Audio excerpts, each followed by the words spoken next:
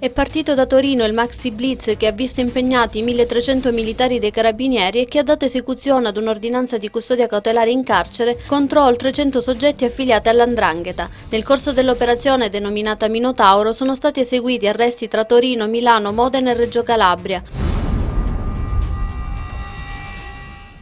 Vincenzo Torcasio, 58enne con precedenti penali, è stato ucciso ieri sera a colpi d'arma da fuoco mentre stava assistendo ad una partita di calcetto alla Lamezia Terme. L'uomo allenava una squadra e mentre era a bordo campo quando è stato raggiunto da diversi colpi di pistola che lo hanno ucciso all'istante.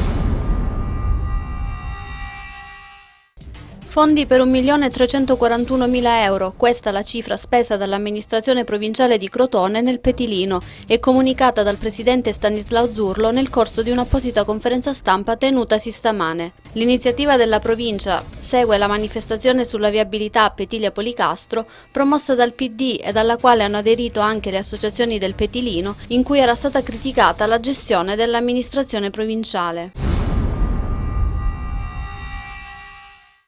Il campione del mondo Rino Gattuso ieri pomeriggio è stato ospite dell'Associazione Amici del Cuore di Castrovillari. Il campione è intervenuto ad un triangolare di calcio amatoriale tra le formazioni di forze dell'ordine, giornalisti e calcio femminile, ha ricevuto il premio Cuore. L'iniziativa, promossa dall'Associazione di Volontariato presieduta da Santino Di Stasi, è impegnata da tempo per la realizzazione del reparto di emodinamica nell'ospedale della città del Pollino. Tanti gli amanti del calcio che non si sono fatti sfuggire l'occasione di poter vedere da vicino il campione del mondo.